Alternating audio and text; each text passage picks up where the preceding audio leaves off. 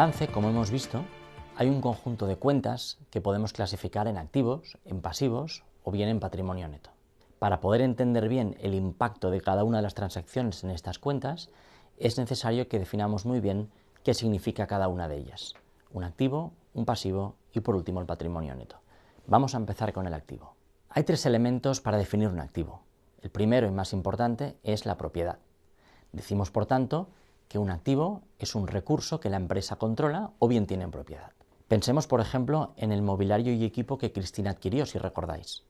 A pesar de que pagó 15.000 euros, ella es la propietaria, controla plenamente ese activo y puede hacer uso de él mientras dure. Otra característica para poder reconocer ese activo es que sea fruto de una transacción que haya ocurrido en el pasado. Volviendo al ejemplo del mobiliario y equipo, lo más probable es que Cristina tenga una factura por parte del proveedor donde figure perfectamente el valor que tiene ese activo. Por lo tanto, implícitamente en esta condición es necesario que el valor de ese activo se pueda determinar, se pueda medir con fiabilidad. Finalmente, es importante para reconocer un activo como tal que de alguna forma ese activo proporciona a la empresa beneficios económicos en el futuro. Siguiendo con el ejemplo de la librería, ese mobiliario y equipo que Cristina ha adquirido, pues seguramente le permitirá llevar a cabo sus operaciones, comprar y vender libros, etcétera, etcétera. Por lo tanto, como consecuencia de ese mobiliario, la empresa obtendrá beneficios o rendimientos económicos en el futuro. Teniendo esto claro, vamos a poner varios ejemplos. Vamos a pensar si cada uno de estos ejemplos podemos clasificarlos o no como un activo. Empecemos con el primero, adquirir una maquinaria por valor de 1 millón de euros. ¿Es esto un activo?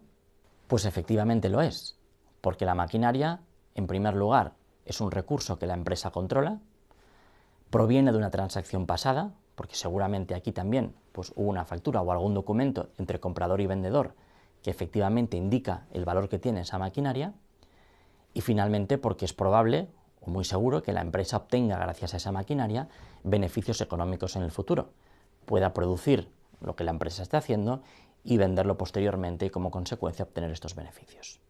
Vamos con nuestro segundo ejemplo, la marca Coca-Cola Light. ¿Qué os parece? ¿Es esto un activo? Repasemos la definición. En primer lugar, es algo que la empresa tiene, es propietaria de esa marca y la controla y por tanto puede hacer uso de ella. Por lo tanto, el primer punto lo cumple. De la misma forma, es evidente que la empresa Coca-Cola obtenga beneficios en el futuro como consecuencia de explotar la marca Coca-Cola Light. Esto es evidente. Por tanto, el tercer punto también se cumple. ¿Qué ocurre con el segundo?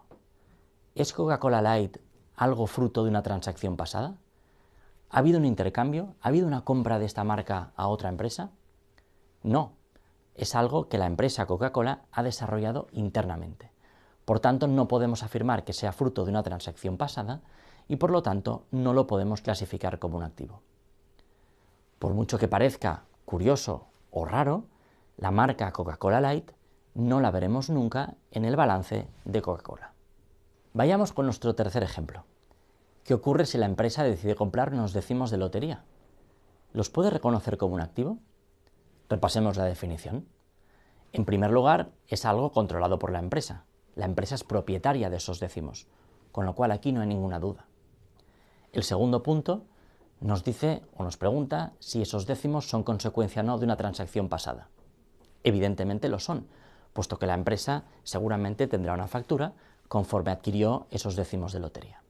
Sin embargo, la tercera condición no se cumple, puesto que es poco probable o muy improbable que la empresa obtenga beneficios económicos como consecuencia de esos décimos de lotería. Por último, los empleados. ¿Qué pensáis? ¿Son los empleados un activo de la empresa? Seguramente, y desde un punto de vista más filosófico, pensaréis que sí, por supuesto. Sin embargo, no cumplen la primera condición para ser un activo, puesto que los trabajadores, los empleados, no son propiedad de la empresa. Dado que esta primera condición ya no se cumple, no hace falta que sigamos mirando el resto. No podemos considerar los empleados como un activo de la empresa. Así pues, para considerar algo un activo, es necesario que se cumplan a la vez las tres condiciones. Si simplemente una de ellas falla, ya no podemos considerar aquello como un activo. Dejadme que os ponga ahora un ejemplo curioso. Imaginad que tenemos delante nuestro el balance de un club de fútbol. Seguramente en el lado del activo, en ese balance, veremos una cuenta que se denomina derechos transferidos.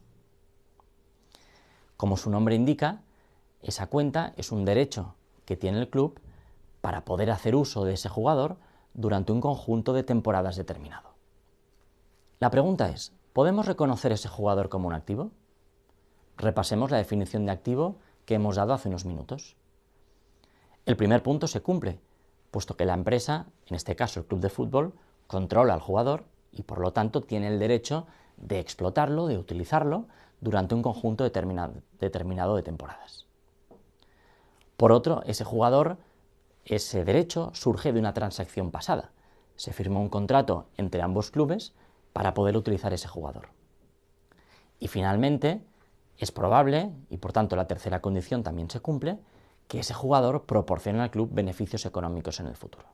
Si ponemos, por ejemplo, el caso del Fútbol Club Barcelona, en esa cuenta de derechos transferidos aparecerá el jugador Luis Suárez, puesto que fue transferido del Liverpool al Fútbol Club Barcelona y este último puede utilizarlo, puede explotarlo durante toda la duración de su contrato.